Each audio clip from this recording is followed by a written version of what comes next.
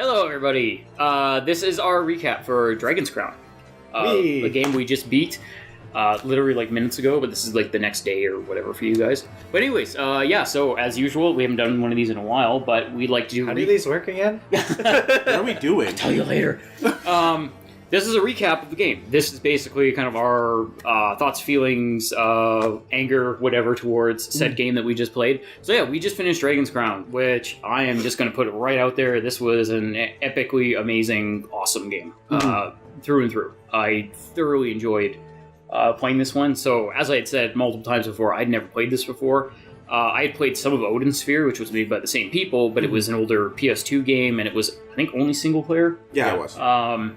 Yeah, so gorgeous art and everything like that, but it wasn't quite the same game. So when this one came out, I was interested in it, but I just never got around to actually playing it. So, but then both Gary and Nadu had both played the game before, and they were just like, what the fuck's wrong with you? Why haven't you played this game? So yeah, that's kind of my initial thought on it. Nadu, how about you? I bought this game like right when it came out, and it was a ton of fun to play. I actually beat this game before. Granted, I can't remember a lot about it apparently, but no, like it's just as much fun as I had the first time. Like this game is really interesting. The music. It must have been even better because you actually did multiplayer this time. Because before you only played single player. Yeah, I mostly play it by myself, and every once in a while with a friend of ours. I actually played with you. There we go. Yeah, exactly. I played with Gary as well, and I played with my brother and a friend online actually as well. So that was but most of it was on my own. And I was playing as the Amazon at that time, which I still prefer. But playing as a dwarf was a lot of fun because playing as a different character or using different skills, having to use different tactics, and the rock. The rock. I love throwing things. Like, it's so much fun. Like, it was great to play through this game as a different Best part of the game, being able to pick up a rock and throw it. Not enough smell rocks. what the rock is crushing. Yeah, it smells like dead owlbear corpse. Dead everything. Yeah. So yeah, it was great. I had a lot of fun. Gary. I also picked it up when it was first out. This was actually like one of the games we had first planned to play, but we never got around to it. This was supposed to be our first game. We had some failed other videos. Yeah. And like my first run through of it, like I played the elf, and then I actually beat that one too. And then I played through a bit as like dwarf, not Wayne, but dwarf, and that was a lot of fun. Yeah. And then I just went back to Hammy because it was your play style. Yeah.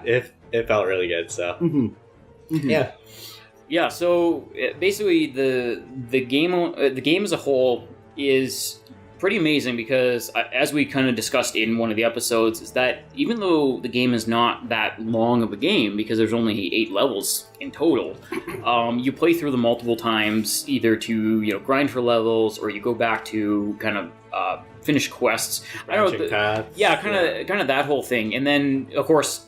About halfway through the game, your ability to go to all said levels gets all fucked up because of the portal and everything like that. So I just found it kind of interesting how they took such a small game, but made it feel so grand in scale because they had that ability to mix up all the levels and to not only mix up the levels, but when you go to a level, there's branching paths for that. So you can go fight this guy or go fight this guy. And then after that guy dies, it's like, do you want to continue? And you can go to another random place. So it feels very, very much like a D&D campaign because you are actually adventuring at that point. Because you kind of don't know where you're going. You don't know what you're going to run into. And it I don't know, it adds a lot of fun to it that way. And it's also very nice that, like, if you set up a lot of bags, you can actually like adventure for a long time and get like really good spoils and like actually make this feel like a big trip instead of like just go back to town every time. Yeah, exactly. Yeah, because I mean the way we did it, we had to do it in episodic format, so we kind of just did a quest or two and then came back to town and looked at all our spoils and everything like that. This game is literally, you could set up how many bags? You can have like 9, I think. 9 bags. You can have 9 bags full of equipment. And you could adventure for days, probably, without coming back to town. And cooking. And cooking. The cooking part was a lot of fun, too. And again, it's that type of thing that really sets this game apart. It isn't just like, here's level 1, here's level 2, oh, here's the big bad guy at the end, game over. it's kind of going back and experiencing the whole game kind of multiple times, but in different ways, and then adding in the stuff to kind of break up the monotony of just constantly swinging and killing things with like the cooking game, which we were horrible at first. It's like how I cook? I forgot how to play that game. I fed other characters. He fed the computer one time, just like eat. You just held them down. You were just like, eat your stew. Yeah, like eat these fried scorpions. No. Please wait, stop. I don't want some rabbit stew in your eyes. Actually, that's a good segue. The humor in the game. Yeah. Even though it's kind of minute in the background of some of the stuff, it actually has a really good sense of humor, not only about itself, but about the genre as a whole. I think it's because they knew that their audience would be nerdy and into these sorts of things. Yeah, absolutely. When you add in Monty Python, they knew their target audience because even though like in the earlier episodes you guys kept alluding to like, oh, there's this one boss fight that you're really, really going to enjoy. Yeah. I kind of was hoping and wishing at one point, because I saw I can't remember what the hell his name is, but it was like Kim. Was his name? No, I think it was like Tobin, but it started with a T or something like that. So it was like Tobin the Enchanter. I was like, and he's wearing a black cloak and he's got the horns. I was oh yeah, that's awesome. I love it. And then sure enough, you fight the evil rabbit at the end of one of the levels. So it's just like it all came together. Absolutely. So that was it was just so much fun to fight that thing, because even though it's supposed to be like a serious game, and it does have its challenges. I mean, there are some bosses that are really hard to kill. Again, it still just has a sense of humor about itself, and it has fun doing what it does. And it just, that comes through to the player too, because you do have a fun time playing this game, just kind of going through and swatting at all these enemies, and then like you can use traps to hit them, or you can just kind of toy with them a little, or you can just right out crush them with a rock from above. So. Just throw a rock at them. Yeah, I solve all problems. And the character selection too. I mean, that's a big thing for me. As I've said before, I love character customization. I like making my own character. I like being from all these guys. I love being all these crazy bastards up here.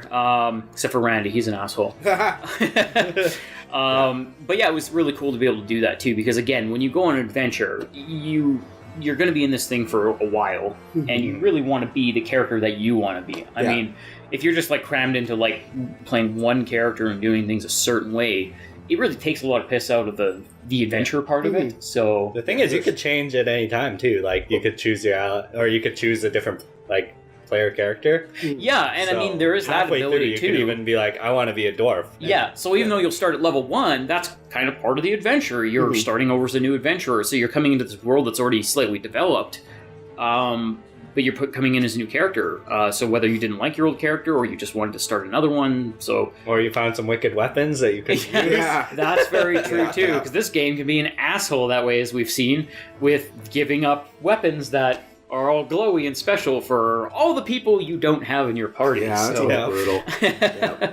Just a variety of abilities you can use within each character is really fun too. Depending on what skills that you use more often and what kind of character you want to build, you can definitely adjust how you want to develop a character. And that becomes actually really important with Magic users as well, because they can be great support characters, but if you're playing solo, you really have to make sure you know what you're doing and tailor it more towards solo play.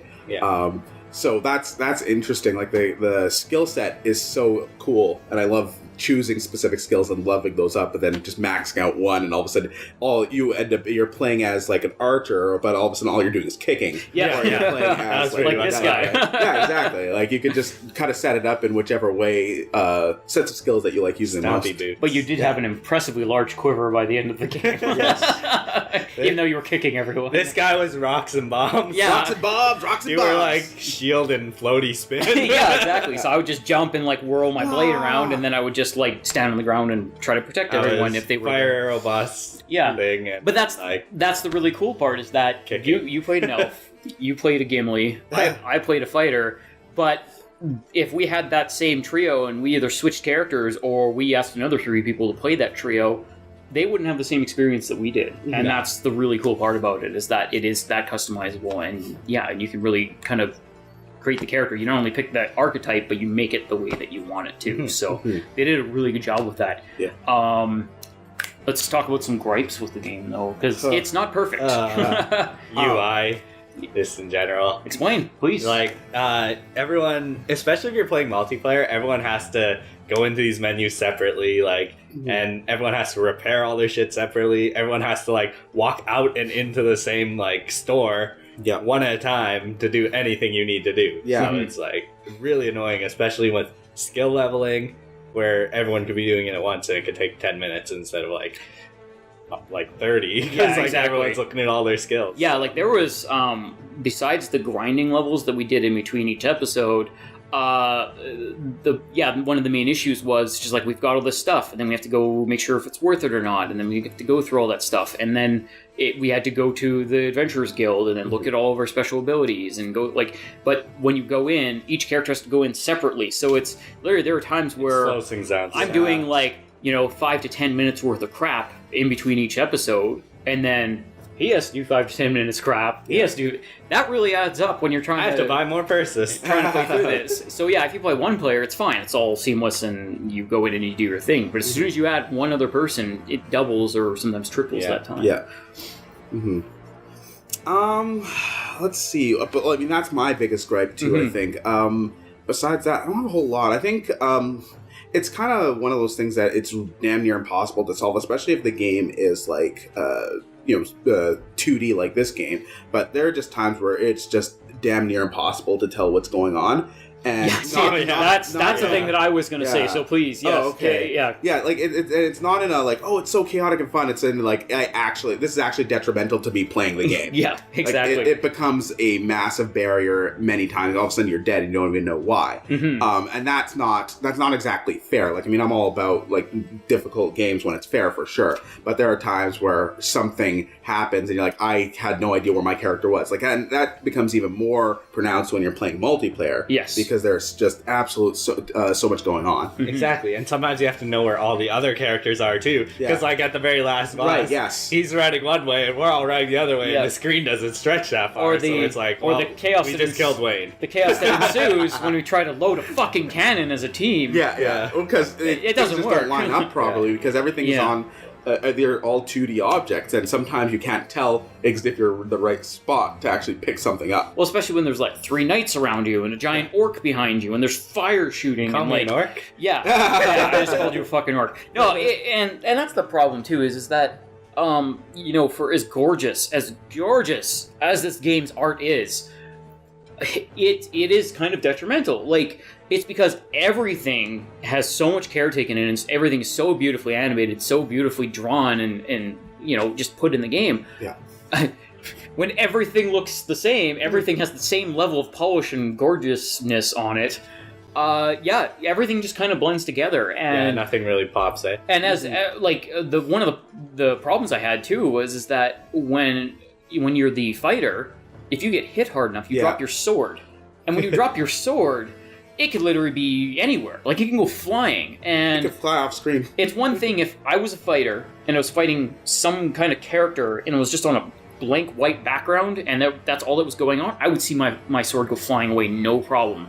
But when you have something that looks like this gorgeous oil painting that's mishing and mashing in front of you, and this tiny little sword that this big goes flying away somewhere into that chaos, even that bright yellow cursor above it doesn't help that much. And even then, it can fly off the screen if you have like a skewing screen. Like, if you can go left to right and it moves and everything, that sword can be gone. Like, it can be lost until like you spend like 5 minutes looking for the fucking thing. So even though I absolutely adore the art design in this game, and the game looks gorgeous when it's flowing nicely, it is slightly detrimental to the players, especially when you're playing multiplayer, because it's just utter chaos. It is beautiful chaos. That's what it is. All right. So I guess we'll wrap it up. Yeah. So final thoughts. Even after those few gripes and stuff like that, I had an absolute blast playing this game. I love not only couch co-op, but couch like adventure co-op is one of my favorites next to 2D platformers, and this one pretty much nailed it. I mean, this reminded me of playing classics like, Knights of the Round or Final Fight or something, like just really good, like, meaty beat-em-ups, and it just worked really, really well. So, I had a ton of fun playing it. That's awesome. Yeah. it was what I remembered it to be. It's like there's some bad things about it, but it's mostly a really fun game to play with people. So if you have like 3 friends that you just want to sit down and dig into an adventure with, this is it. You don't even have to care what's going on, because we didn't really care that much. At the end, we ended up decorating a queen like a Christmas tree. Yeah, exactly. So and and that was actually one thing we forgot to mention too, is that we played through it once. There are multiple endings, so you at home that are going to go out and play this, and if you really, really enjoy it, you get to go through it 2 more times to actually get proper endings and everything. You're supposed to beat the game 3 times to restore all 3 goddesses or some shit. Yeah, so you're going to get crazy high levels. You're going to get way better, weapons and armor than we had. You're going to experience more of the story and everything like that. We just wanted to get through it once to say, yes, we beat the game once. We had a blast with it. This game is just as much fun as I remember it. This game plays a lot like the classic, I think it was Capcom Dungeons and Dragons games that came out, so it reminded me of that when I first played it. This game's awesome. I think the Gazer is just one of my favorite bosses too, because it's just like they just don't even care. They're just like, it's D&D. What are you going to do about it? Yeah, exactly. So they're just like, and it's just an homage as well as like, we know what we're doing. We know we did it. We're sorry. Yeah, exactly. So they have that sense of humor about themselves, and they go with it. They have fun with it. So. Yeah. So great game. I loved it. Yeah. So that was Dragon's Crown, PS3 exclusive. So obviously, if you have a PS3, you should at least try it. Or Vita. That's true. They do it on Vita also. So if you have a Vita or a PS3, definitely check it out.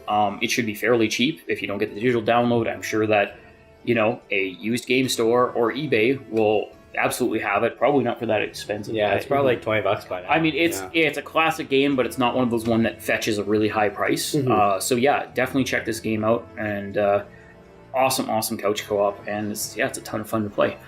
But so we have to figure out a new game to play. So we're gonna go do that, and you guys are gonna join us on the next episode when we play that new game. So till the next episode, don't forget to like, comment, and subscribe, and we'll see you in the next episode of Kita.